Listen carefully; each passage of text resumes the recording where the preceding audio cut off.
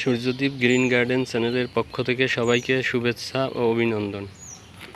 আজ আমি আপনাদের সামনে নিয়ে এসেছি বিভিন্ন ধরনের মিষ্টি আঙুরের জাত নিয়ে আজকের এই ভিডিও করা। তো বিভিন্ন জাত আপনারা দেখছেন ব্ল্যাক ম্যাজিক, এই জাতটার নাম ব্ল্যাক ম্যাজিক, কালো রঙের আঙুর হবে এবং গোল। তো এভাবে আমি অনেকগুলো জাত সংগ্রহ করছি, যে জাতগুলো আপনাদের সামনে আজকে আমি তুলে ধরছি। একে একে সকল জাতগুলোর নাম আপনারা জানতে পারবেন এবং সবগুলো মিষ্টি জাতের আঙুর। এই জাতটির নাম ক্রাইমসন, এটাও মিষ্টি জাতের আঙুর।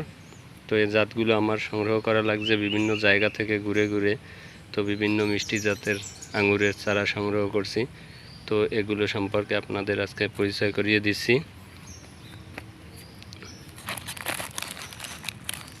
বাংলাদেশের মাটিতেও বর্তমানে অনেক ভালো আঙুর চাষ শুরু হচ্ছে এবং বাণিজ্যিকভাবে বিভিন্ন জাতের চারা সংগ্রহ করে বিভিন্ন বাগান শুরু করছে। এই জাতটির নাম হলো জিবিবো। তো দেখছেন চারা কত সুন্দর, কিন্তু আমি যখন চারাগুলো সংগ্রহ করেছি তখন মাত্র প্রতিটা চারায় 2টা থেকে 3টা পাতা ছিল। তো এখন গাছগুলো খুব সুন্দর গ্রো করছে। এই জাতটির নাম হলো আতিকি, এটাও বাংলাদেশে সাকসেসফুল ভ্যারাইটি। তো বাংলাদেশে এই জাতের ফলন এসেছে। বিভিন্ন বাগানিরা বর্তমানে এই আঙুর গাছ নিয়ে বিভিন্ন ধরনের বড় বড় বাগান তৈরির চেষ্টায় আছে। তো এই জাতটি দেখছেন, এটা বেয়ার রুটের চারা এবং এটা ইতালি থেকে আনা। এটা হলো ব্ল্যাক ম্যাজিক সেমি সিনজি, এটাও কালো রঙের ছোট ছোট আঙুর হবে এবং মিষ্টি জাতের আঙুর। দেখুন গাছটা কত বড় হয়েছে এবং ঝোপালো হচ্ছে। তো আমি পরবর্তীতে এগুলো টবে সব দেব। এই জাতটির নাম হলো ব্ল্যাক ম্যাজিক, এটি কালো রঙের।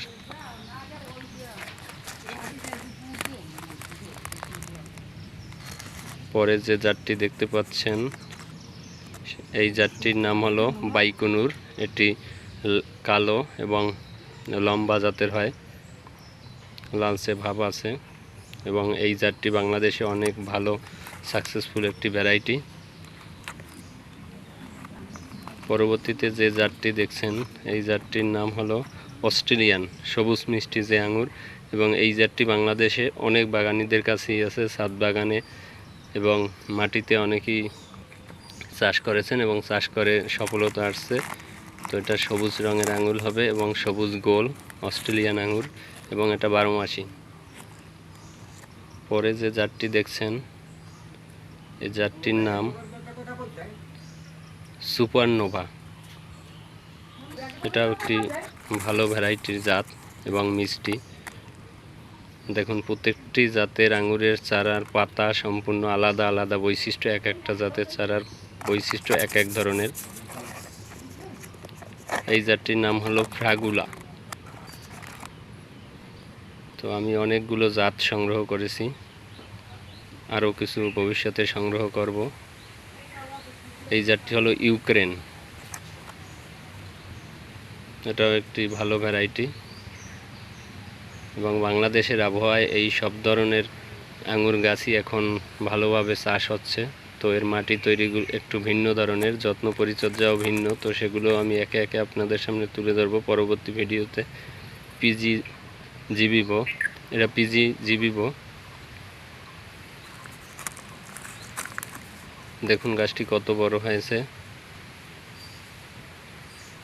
পরবর্তী যে জাতটি, এই জাতটির নাম হলো আলফানসে এল, এটাও খুব দ্রুত গ্রো করে এবং খুব গ্রোথ ভালো এই জাতটির। পরবর্তী যে জাতটি দেখছেন, এই জাতটির নাম সুলতানা। এই জাতটিও বাংলাদেশে বেশ ভালোই ফলন এসেছে এবং খুব মিষ্টি। এখানে সবগুলো আঙুরের জাতি মিষ্টি জাতের আঙুর। এটা হলো ডিকসন সবুজ মিষ্টি। তো এই সব ডিকসনও বাংলাদেশে বেশ সাকসেসফুল একটা ভ্যারাইটি এবং খুব ভালো আঙুর।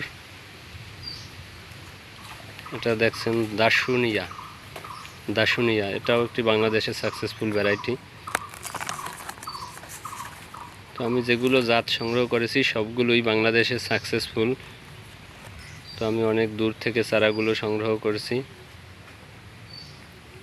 ভবিষ্যতে আমি নিজেও এগুলো আবার চারা করব। কার্ডিনাল, এই জাতটির নাম হলো কার্ডিনাল।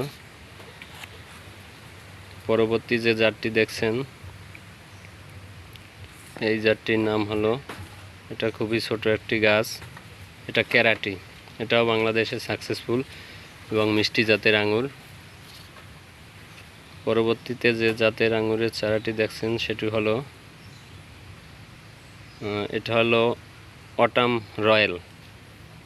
তো এভাবে আমি প্রায় 27টা জাত সংগ্রহ করেছিলাম, কিন্তু দুর্ভাগ্যবশত আমার 60টি গাছ আমি রাখতে পারিনি, এগুলো মারা গেছে। বাকি গাছগুলো বেশ সুন্দর আছে এবং এগুলো গ্রো করছে। আমি ভবিষ্যতে এগুলো সব টবে স্থাপন করব এবং সেখান থেকে যখন ফলন আসবে তারপর আমি পরবর্তীতে মাটিতে গাছগুলো রোপণ করব, কিন্তু প্রথমে আমি টবে রেখে গাছগুলো আরও বড় করে নেব এবং এই গাছগুলো আশা করি সবই বাংলাদেশের মাটিতে সাকসেসফুল হবে এবং অনেক জায়গা হয়েছে। আমার কাছে অবশ্য নতুন চারাগুলো, তো আমি সেক্ষেত্রে চারাগুলো যখন ফলন আসবে আমার কাছে তখন আমি এগুলো আবার চারা করব এবং ভবিষ্যতে আমার কাছে চারা পাবেন এবং এগুলোর কিভাবে মাটি তৈরি করতে হয়, কিভাবে যত্ন পরিচর্যা করতে হয় সেগুলো আমি পরবর্তীতে ভিডিও করব এবং আমার চ্যানেলটিতে চোখ রাখবেন, তাহলেই দেখতে পারবেন। যদি চ্যানেলটি ভালো লাগে তবে সাবস্ক্রাইব করবেন, পাশে থাকা বেল আইকনটি বাজিয়ে দেবেন এবং অল নোটিফিকেশন অন করে দিবেন, যাতে আমি পরবর্তীতে আবার ভিডিও আপলোড করলে আপনারা সরাসরি আগে দেখতে পারেন এবং এই আঙুরের পরিচর্যা কিভাবে করতে হয়, কিভাবে মাটি তৈরি করতে হয় এগুলো সবই জানতে পারবেন এবং আমি ভবিষ্যতে এগুলোর কিভাবে টবে প্রতিস্থাপন করতে হবে সেগুলো আপনাদের সামনে নিয়ে আসব। আঙুর ছাদ বাগানেও বেশ ভালো হয় যদি করতে পারেন, ছোট ছোট টবেই এটা করা যাবে। তাই সবাইকে ধন্যবাদ, সবাই ভালো থাকবেন এবং চ্যানেলে চোখ রাখবেন, চ্যানেলটির পাশে থাকবেন।